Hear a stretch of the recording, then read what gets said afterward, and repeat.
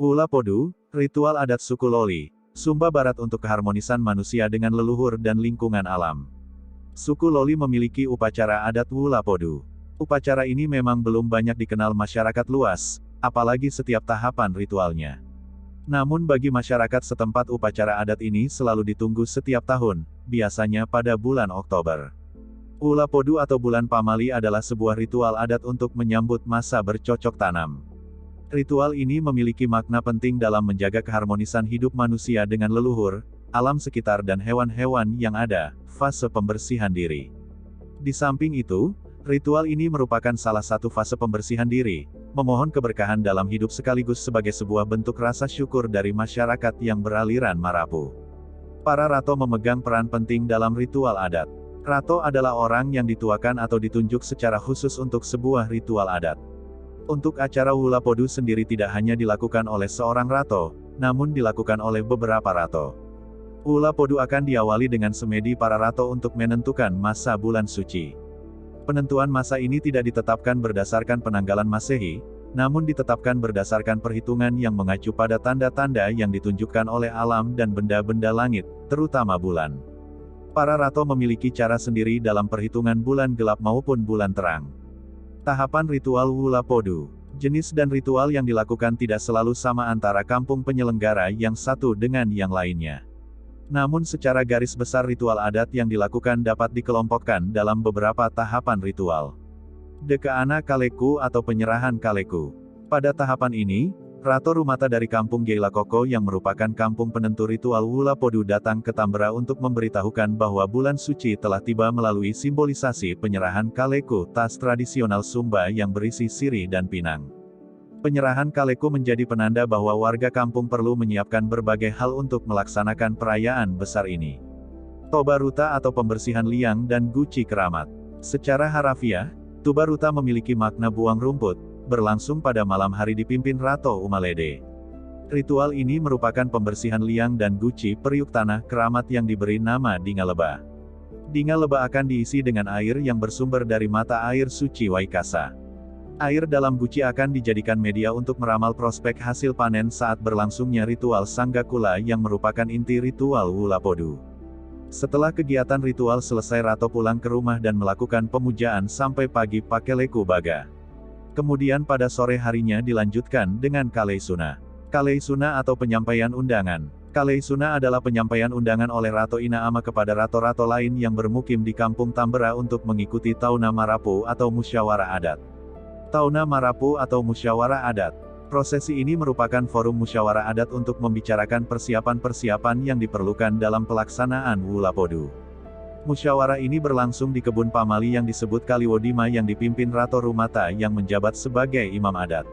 Setelah kesepakatan tercapai kemudian Rato Rumata memimpin upacara pemujaan Noba dengan menyembelih 6 ekor ayam milik 6 buah kabisu subklan. Usus ayam dari masing-masing kabisu tersebut dibaca oleh Rato sebagai indikator hasil panen pada masing-masing kabisu. Apabila usus ayam bentuknya bagus maka hasil panen akan melimpah. Namun, bila bentuk usus buruk, kabisu pemilik ayam perlu bekerja lebih giat lagi untuk menghindari kegagalan hasil panen. Padedalana atau pengumuman berantai. Prosesi ini merupakan penyampaian pengumuman tentang pelaksanaan Ula Podu yang diteriakkan secara berantai dari satu rumah ke rumah lainnya. Hal ini dimaksudkan supaya semua warga segera bersiap diri menyambut bulan suci. Pogo Mawo atau memotong pohon Pamali.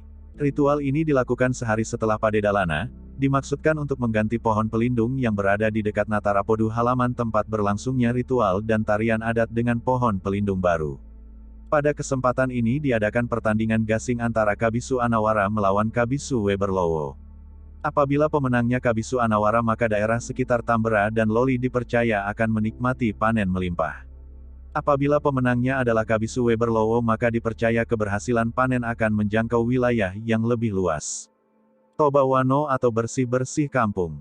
Ritual adat Toba Wano dimaksudkan agar seluruh rumah dan kampung dibersihkan dari penguasaan roh-roh jahat. Ritual ini ditandai dengan pemukulan ubu, sebuah tambur keramat yang hanya boleh dibunyikan sekali dalam setahun. Bunyi ubu menjadi tanda mulai berlakunya seluruh pantangan-pantangan di bulan suci. Prosesi ini dilakukan dalam kondisi gelap gulita, tidak boleh ada cahaya sedikit pun. Dalam kondisi gelap gulita, semua penghuni rumah keluar dari rumahnya masing-masing dengan membawa tempurung kelapa berisi abu dapur. Wadah dan isinya ini sebagai simbol roh jahat. Wadah tersebut diletakkan di luar gerbang kampung dan setiap warga kampung dapat melemparinya dengan tongkat kayu yang telah diberi tanda. Keesokan harinya, warga kampung akan mengecek apakah lemparan semalam ada yang mengenai wadah tempurung kelapa tersebut atau tidak. Apabila lemparan tersebut tepat sasaran, maka pelemparnya dipercaya akan berhasil memburu babi hutan. Muwuluwa atau makan ubi. Proses ini merupakan forum musyawarah adat untuk memutuskan apakah ritual-ritual Wula Podu selanjutnya akan dilaksanakan di dalam rumah Kabu Kuta, atau di halaman. Pada kesempatan ini semua peserta membawa ubi dari rumah masing-masing dan dimakan bersama di Umarato. Mereka juga memberikan persembahan kepada leluhur dan dewa-dewa agar Wula Podu tahun ini berjalan lancar. Woleka Lakawa. Dalam ritual ini anak-anak Lakawa akan berkumpul di tengah Wula Podu, bernyanyi sambil diiringi bunyi gong. Ritual akan dilaksanakan pada malam hari tanpa penerangan. Woleka Lakawa berlangsung setiap malam hingga tiba ritual selanjutnya. Rega Kula atau menyambut tamu. Sesuai namanya, Rega Kula merupakan ritual penyambutan tamu adat yang terdiri dari serombongan rato dari kampung Bondo Maroto. Para tamu Kula datang ke kampung Tambera yang berjarak sekitar 10 km dengan menunggang kuda dan konon katanya disertai anjing-anjing marapu yang tak kasat mata. Tujuan kedatangan Kula adalah untuk mengambil berkat di gua tersebut. Mereka akan tinggal selama 3 hari dan selama waktu itu mereka melakukan kunjungan ke kampung-kampung sekitar, lalu mengikuti perayaan di gua suci. Di masa silam, rato-rato tarung turut menjadi Kula di Tambera. Namun akibat perselisihan yang terjadi pada tahun 1970-an, mereka tidak lagi ikut serta dan mengambil berkat di tempat tersendiri. Saga Kula, inti perayaan Wula Podu. Inti ritual ini, sebetulnya merupakan inti perayaan Wula Podu, adalah pengambilan berkat di Gua Suci. Sekitar jam 3 sore, rato-rato Tambera, Kula Bondo Maroto, dan seluruh warga kampung berangkat menuju Gua Suci. Tapi hanya para rato yang diizinkan masuk ke dalam gua dan hanya 2 di antara mereka, yaitu Rato Rumata dan Rato Webernogo yang boleh mendekati Dinga Lebah Guci Keramat. Mereka melakukan pemujaan, memberikan persembahan, dan memeriksa air dalam Guci Keramat. Jika air suci yang telah isi beberapa waktu sebelumnya tetap penuh, berarti hasil panen bakal melimpah. Jika tinggal sedikit, berarti hasil panen tidak begitu bagus. Setelah pemujaan selesai, Rato Rumata menyerahkan kawuku, simbol berkat dalam wujud simpul tali, kepada rato-rato Bondo Maroto. Begitu berkat diterima, para Kula itu segera mengambil kuda-kuda mereka dan bergegas pulang, tidak boleh menoleh ke belakang sampai tiba di kampung asal. Kepulangan mereka disambut meriah dengan perayaan dan tari-tarian yang berlangsung sepanjang malam. Di kampung Tambera juga ada perayaan besar yang disebut Wola Kawuku, dimeriahkan dengan tarian, nyanyian, serta wara pitutur adat tentang asal-usul nenek moyang. Perayaan ditutup menjelang dini hari, saat Rato Rumata turun ke Natara Podu, berkeliling arena sambil menyanyikan lagu Dingu Manu diiringi alat musik tradisional yang disebut katuba. Beberapa orang wanita akan beriringan di belakang Rato, menari sambil masing-masing memegang 1 ekor ayam. Wola Karua atau perayaan beras suci. Inti perayaan ini adalah menumbuk beras suci, Baiwesa Karua, yang berlangsung di setiap rumah adat. Padi ditumbuk dalam lesung yang tertutup kain oleh 2-5 orang pria berbusana adat lengkap. Beras yang telah ditumbuk sebagian dibawa ke Umarato untuk dimasak beramai-ramai saat penutupan Wula Podu kelak. Wola Karua dirayakan selama 3 malam dan dimeriahkan dengan wara dan tari-tarian.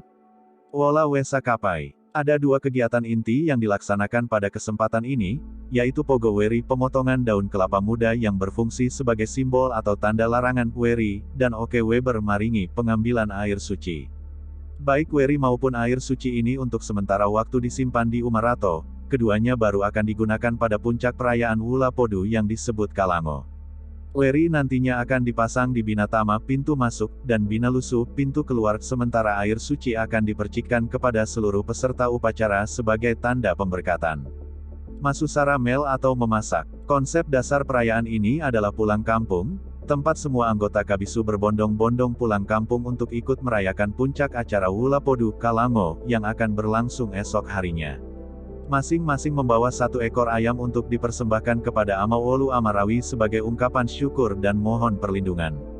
Ada beberapa ritual penting dalam perayaan ini, antara lain mamula, ritual berkumur dengan air suci yang dilakukan semua warga di rumah masing-masing sebagai simbol pembersihan diri dari segala dosa dan kesalahan, dan Dengi Wini, prosesi pengambilan beras suci dari rumah-rumah yang berperan dalam Wula Podu. Dengi Wini adalah ritual yang sakral dan hening.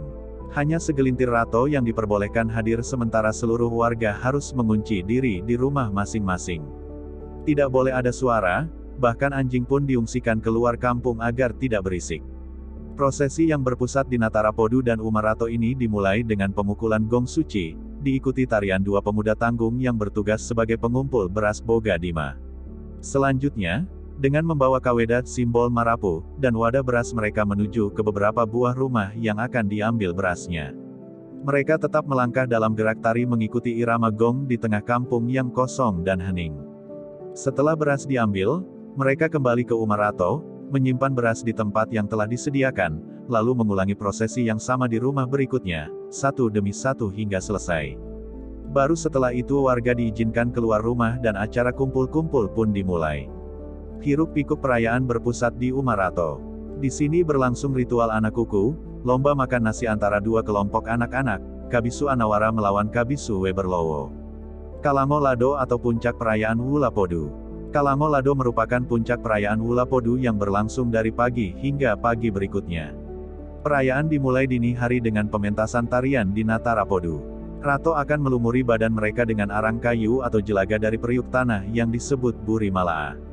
Umumnya pada saat ini beberapa rato akan bertingkah seperti anak kecil, menari di Natara Podu. Lalu pada jam 7 pagi keesokan harinya, sebagian rato Tambra berangkat ke kampung-kampung sekitar untuk menghadiri upacara penutupan Wula Podu di kampung-kampung tersebut.